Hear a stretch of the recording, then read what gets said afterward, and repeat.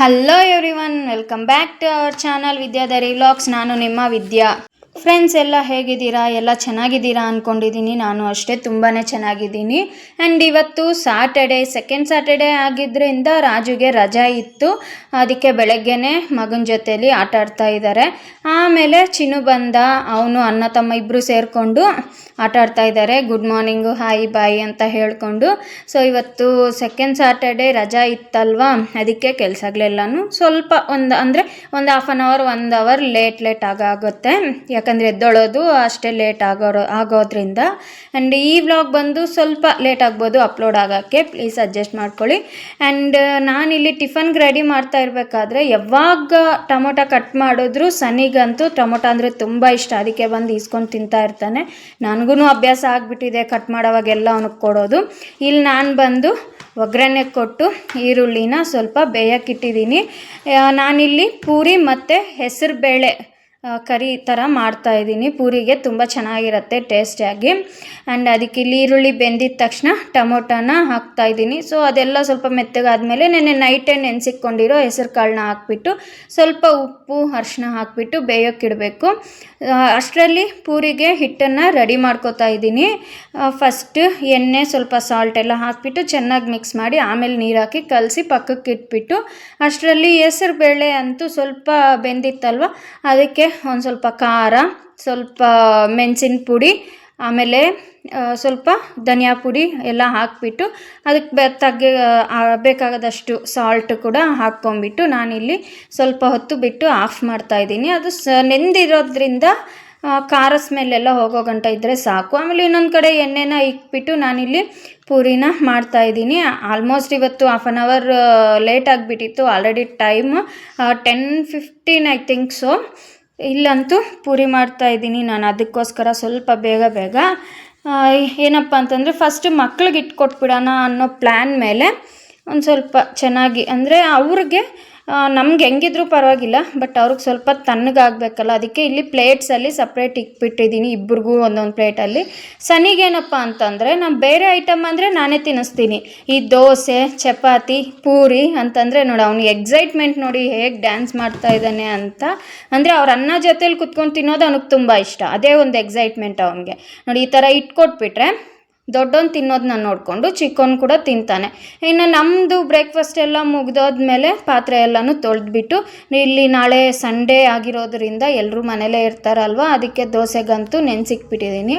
ಇಷ್ಟೆಲ್ಲ ಮುಗಿಸ್ಕೊಂಡು ಮೇಲೆ ಬಂದು ಬಟ್ಟೆ ಎಲ್ಲ ಒಗೆಯೋಷ್ಟರಲ್ಲಿ 12 ಗಂಟೆನೇ ಹಾಗೆ ಹೋಯ್ತು. ಈ ಬಿಸಿಲಲ್ಲಿ ಬಟ್ಟೆ ಒಗೆದು ಒಣಗಾಕೋದಂದ್ರೇ ದೊಡ್ಡ ಟಾಸ್ಕ್ ಅಂತಲೇ ಹೇಳ್ಬೋದು ನಮಗೆ. ಮಿಷಿನ್ಗೂ ಹಾಕ್ಬೋದು, ಬಟ್ ನನ್ನವು ಮಾತ್ರ ಇವತ್ತು ಮಿಷಿನ್ಗೆ ಹಾಕಿದೆ. ಇನ್ನೆಲ್ಲ ಕೂಡ ಕೈಯಲ್ಲೇ ವಾಶ್ ಮಾಡಿದೆ. ವೀಕ್ಲಿ 2 ಟೈಮ್ಸ್ ಈ ಥರ ಒಂದು ಸ್ವಲ್ಪ ಜಾಸ್ತಿ ಇದ್ದೇ ಇರುತ್ತೆ, ಟ್ಯೂಸ್ಡೇ ಆ್ಯಂಡ್ ಸ್ಯಾಟರ್ಡೆ ಬಟ್ಟೆಗಳು. ಸೊ ಎಲ್ಲ ಕೂಡ ಒಣಗಾಕೋಷ್ಟರಲ್ಲಿ ಈ ಬಿಸಿಲು ನೋಡೋಷ್ಟರಲ್ಲಿ ನನಗೆ ತಲೆನೇ ತಿರುಗ್ದಂಗೆ ಆಗೋಯ್ತು. ಇನ್ನು ಬಂದು ಮನೆಗೆ ಸ್ವಲ್ಪ ರೆಸ್ಟ್ ಮಾಡಿಕೊಂಡು ಒಂದು 5 ನಿಮಿಷ ಹಂಗೆ ಕುತ್ಕೊಂಡು ಆಮೇಲೆ ಊಟ ಮಾಡಿಸ್ಬಿಟ್ಟು ಸನ್ನಿನಂತೂ ಮಲಗಿಸ್ದೆ. ಅವನು ಯಾವಾಗ ಎದ್ದೇಳ್ತಾನ ಅಂತ ಚಿನ್ನು ನೋಡ್ತಾ ಇದ್ದ. ನಾನು ಅಷ್ಟರಲ್ಲಿ ಸೆಕೆಗೆ ಬಟ್ಟೆ ಒಗೆದು ಎಲ್ಲ ತುಂಬಾ ಸಾಕಾಗಿತ್ತು. ಅದಕ್ಕೆ ಹೋಗಿ ಒಂದು ಸ್ವಲ್ಪ ತಣ್ಣೀರು ಸ್ನಾನ ಮಾಡಿಕೊಂಡು ಬಂದು ಇಲ್ಲಿ ಸ್ವಲ್ಪ ಕ್ರೀಮ್ ಹಾಕ್ಕೊಂಡು ರೆಡಿ ಆಗ್ತಾಯಿದ್ದೀನಿ.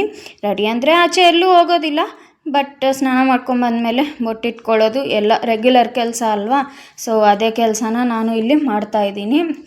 ಇದಾದಮೇಲೆ ನೆಕ್ಸ್ಟ್ ಅಷ್ಟು ಬೇಗ ಟ್ಯೂಷನ್ಗಂತೂ ಟೈಮ್ ಆಗ್ತಾಯಿತ್ತು.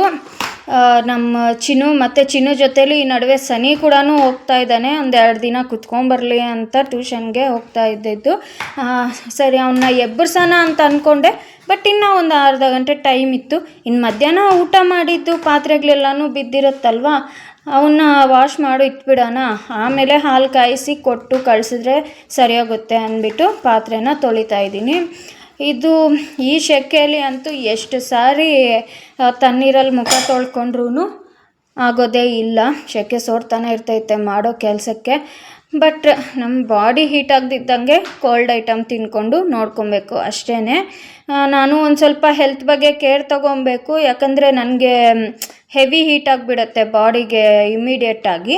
ಅದಕ್ಕೋಸ್ಕರ ಸ್ವಲ್ಪ ಕೇರ್ನ ತಗೋಬೇಕು. ಇನ್ನು ಇಬ್ಬರಿಗೂ ಹಾಲು ಕೊಟ್ಟು ಅಂತೂ ರೆಡಿ ಮಾಡಿಬಿಟ್ಟಿದ್ದೀನಿ. ಇವತ್ತು ಅನ್ಎಕ್ಸ್ಪೆಕ್ಟೆಡಾಗಿ ಒಂದೇ ಕಲರ್ ಟೀ ಶರ್ಟ್ಸ್ನ ಹಾಕ್ಕೊಂಡಿದ್ದಾರೆ ಅಣ್ಣ ತಮ್ಮ.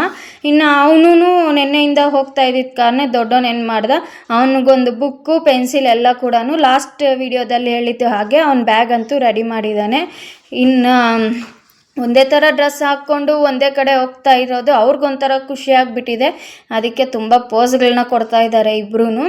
ಇನ್ನು ಇವ್ರನ್ನ ಈಗಂತೂ 5 o'clock ಆಗಿದೆ ಟೈಮು. ಇವ್ರ ಟ್ಯೂಷನ್ ಟೈಮ್ ಬಂದು 5 to 7. ಇನ್ನು ಅದಕ್ಕೆ ಕರ್ಕೊಂಬಂದು ಅಂದರೆ ಈಗೀಗ ಬರ್ತಿದ್ದಾರೆ ಮಕ್ಕಳೆಲ್ಲ.